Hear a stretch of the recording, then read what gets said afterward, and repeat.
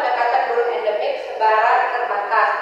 Dengan anggota kelompok, saya Halifatul Aulia sebagai moderator sekaligus pemateri pertama, dan saya Arvina sebagai materi kedua, dan saya Budi Hartono sebagai pemateri ketiga. Saya Chandra Lega sebagai pemateri keempat.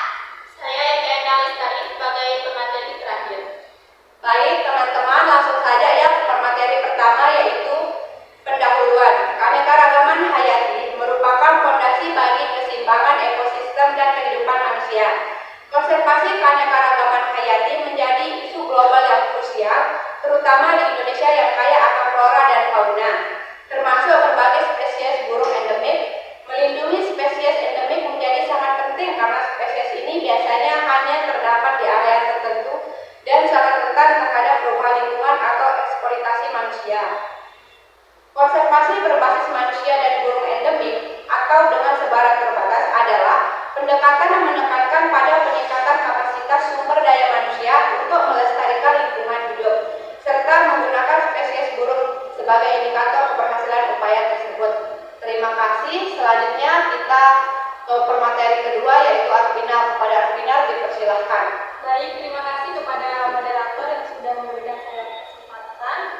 Adapun materi selanjutnya, keanekaragaman hayati dan pentingnya konservasi. Keanekaragaman hayati mencakup variasi genetik, spesies, dan ekosistem.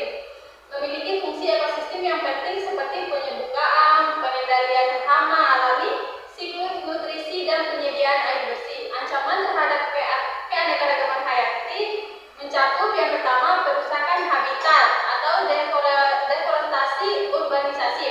Contohnya deforestasi atau penggundulan hutan seperti penebangan hutan tropis di Kalimantan dan Sumatera untuk perkebunan kelapa sawit dan penebangan kayu komersial. Hutan yang menjadi rumah bagi spesies-spesies seperti harimau Sumatera, orangutan, dan burung endemik kehilangan ekosistem sehingga populasi mereka berkurang dan terancam punah.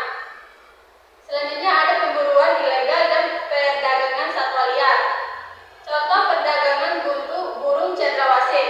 Burung cendrawasih terutama spesies yang berasal dari Papua sering menjadi target perdagangan ilegal karena burung mereka yang indah yang dijadikan aksesoris atau dijual sebagai burung hias. Hal ini menyebabkan penurunan populasi spesies cendrawasih di habitat alaminya. Selanjutnya perubahan iklim, contohnya perubahan pola migrasi dan penyebaran satwa. Perubahan iklim mengubah habitat dan memaksa banyak spesies untuk bermigrasi ke daerah yang lebih dingin atau lebih basah.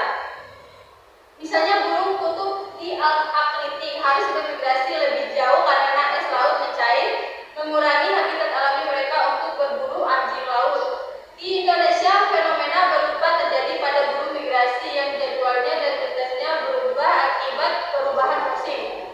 Selanjutnya ada invasi spesies asing, contohnya tanaman enceng gondok atau Echinonia crassipes. Di Indonesia, enceng gondok yang berasal dari Amerika Selatan menyebar di banyak perairan Indonesia dan menjadi masalah serius di danau dan sungai.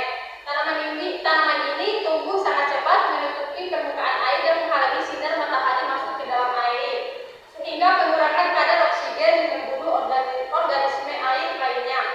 Yang terakhir, pencemaran lingkungan, contohnya pencemaran air, pembuangan limbah industri dan rumah tangga ke sungai dan danau di Indonesia. Sungai Citarum di Jawa Barat merupakan salah satu sungai yang paling tercemar di dunia karena limbah kimia dari pabrik-pabrik tekstil sampai plastik dan limbah domestik. Selanjutnya materinya akan disampaikan oleh materi ketiga. Saya kembalikan ke moderator.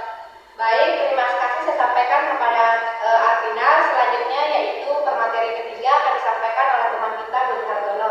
Pada Budi dipersilahkan. Baik, terima kasih kepada moderator. Materi selanjutnya pentingnya spesies endemik dan konservasi. Spesies endemik adalah spesies yang hanya ditemukan di wilayah geografis tertentu.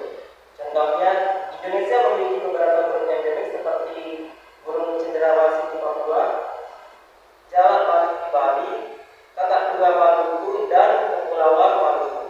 Spesies ini memiliki nilai ekologis, budaya, dan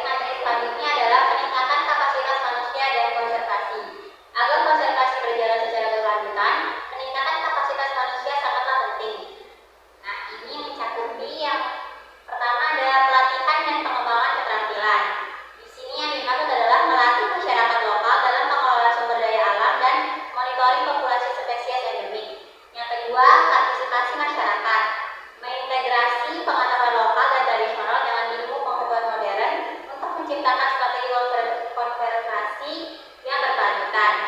Selanjutnya kemitraan, kolaborasi antara pemerintah, LSM, komunitas, dan lembaga internasional untuk memastikan adanya dukungan sumber daya, pengetahuan, dan kebijakan.